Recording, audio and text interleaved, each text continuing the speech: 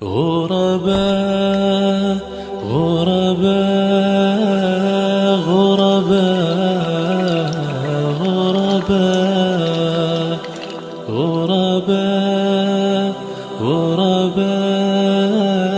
غرباء غرباء. خالد بن ولید فرماتے ہیں، اسلام قبول کرنے سے پہلے میں قریب قریب ہر مارکے میں رسول اللہ صلی اللہ علیہ وسلم کے مقابلے میں خم ٹھونک کر آیا، لیکن ہر مرتبہ آپ کا رعب اور دبدبا میرے دل پر طاری ہوا، یہاں تک کہ اللہ تعالی نے میرے دل میں اسلام کی محبت پیدا کر دی۔ ایک مرتبہ رسول اللہ صلی اللہ علیہ وسلم اپنے صحابہ رضی اللہ عنہم کو میدان جنگ میں ظہر کی نماز پڑھا رہے تھے۔ میں نے دل میں سوچا یہ بہت اچھا موقع ہے، اس وقت حملہ کر دیا جائے تو مسلمانوں کو زبردست نقصان پہنچایا جا سکتا ہے، لیکن حوصلہ نہیں پڑ رہا تھا۔ مجھے یوں لگا جیسے کوئی غیبی طاقت مجھے روک رہی ہے۔ پھر نبی صلی اللہ علیہ وسلم نے اسی میدان میں عصر کی نماز پڑھائی۔ ایک بار پھر سوچا حملہ کروں، لیکن قدم آگے نہ بڑھے۔ اس وقت میں نے جان لیا پردہ غیب سے ان کی مدد ہو رہی ہے۔ یہ یقیناً خطہ عرب بلکہ پوری دنیا پر غالب آئیں گے۔ جب مکہ فتح ہو گیا اور نبی صلی اللہ علیہ وسلم مدینہ واپس تشریف لے گئے تو اس وقت میں اپنے بارے میں سوچنے لگا، اب میں کیا کروں، کہاں جاؤں، حبشہ چلا جاؤں یا شاہ ہرقل کے پاس چلا جاؤں، اپنا آبائی مذہب چھوڑ کر یہودی ہو جاؤں یا عیسائیت اختیار کر لوں، یا کسی اجمی ملک کی راہ لوں، یا اپنے گھر میں بیٹھ رہوں۔ غرض طرح طرح کے سوال ذہن میں آ رہے تھے۔ انہی خیالات میں گم تھا کہ مجھے اپنے بھائی کا خط ملا۔ اس نے لکھا تھا، پیارے بھائی، میرے آقا نبی صلی اللہ علیہ وسلم نے ایک دن مجھ سے آپ کے بارے میں پوچھا تھا کہ خالد کہاں ہے؟ تو میں نے عرض کیا کہ اے اللہ کے رسول صلی اللہ علیہ وسلم، ایک دن میں خالد کو ضرور آپ کی خدمت میں لے آؤں گا۔ یہ ہو نہیں سکتا کہ میرا ذہین اور فہیم بھائی اسلام جیسی نعمت سے محروم رہ جائے۔ میں خط کے یہ الفاظ پڑھ کر جھوم اٹھا۔ آپ نے مجھے یاد فرمایا تھا۔ اسی دوران میں نے ایک گہری نیند میں خواب دیکھا۔ کیا دیکھتا ہوں، ایک تنگ و تاریک اور بے آب و گیاہ جگہ سے سرسبز، شاداب اور کھلے میدان کی طرف جا رہا ہوں۔ آنکھ کھلی تو دل میں ایک خوشگوار احساس پیدا ہوا اور میں نے مدینے جانے کا پختہ ارادہ کر لیا۔ ساتھ ہی میں نے خواہش کی کہ مدینے کی طرف جانے کے لیے کوئی ساتھی مل جائے۔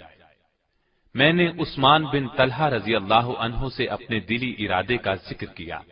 وہ خوشی سے میرے ساتھ چلنے کے لیے تیار ہو گیا۔ آخر ہم روانہ ہوئے۔ دوران سفر عمرو بن عاص رضی اللہ عنہ ملے۔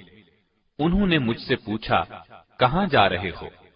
میں نے بتایا، اسلام کی کشش مجھے مدینے کی طرف کھینچے لے جا رہی ہے۔ پھر میں نے ان سے پوچھا، اور آپ کا ارادہ کہاں کا ہے؟ انہوں نے کہا، یہی جذبہ لے کر میں گھر سے نکلا ہوں۔ اب ہم تینوں ایک ساتھ چل پڑے۔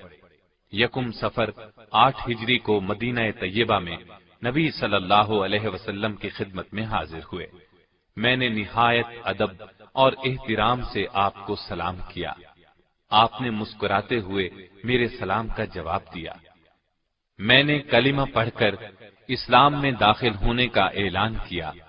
اس پر رسول اللہ صلی اللہ علیہ وسلم نے فرمایا، خالد، تمہاری دانش اور فہم و فراست کی بنا پر مجھے امید تھی کہ تم ایک دن ضرور اسلام قبول کر لو گے۔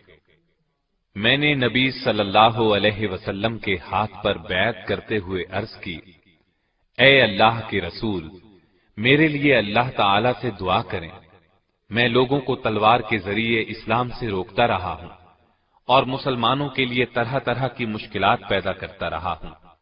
نبی صلی اللہ علیہ وسلم نے میری پریشانی دیکھ کر فرمایا، گھبراؤ نہیں خالد، اسلام قبول کرنے سے دور جاہلیت کے تمام گناہ خود بخود مٹ جاتے ہیں۔ میں نے عرض کیا، اس کے باوجود میری درخواست ہے آپ میرے حق میں ضرور دعا کریں۔ چنانچہ نبی صلی اللہ علیہ وسلم نے میرے لیے دعا فرمائی، الہی خالد بن ولید کو بخش دے، الہی خالد بن ولید پر رحم فرما، الہی اس کی جملہ خطائیں معاف فرما، بلا شبہ تو بخشنے والا مہربان ہے۔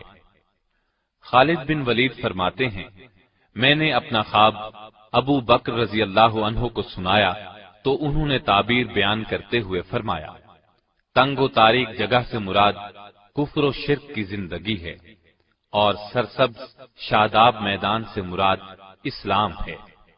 اللہ تعالی آپ کو کفر کی تاریکیوں سے اسلام کے وسیع اور روشن میدان کی طرف لے آیا ہے، اسلام قبول کرنا آپ کو مبارک ہو۔ خالد بن ولید کسی خوف یا لالچ کی بنیاد پر اسلام میں داخل نہیں ہوئے تھے۔ نبی کریم صلی اللہ علیہ وسلم کی شخصیت نے انہیں متاثر کیا تھا، اسلام کی عظمت ان کے دل میں گھر کر گئی تھی۔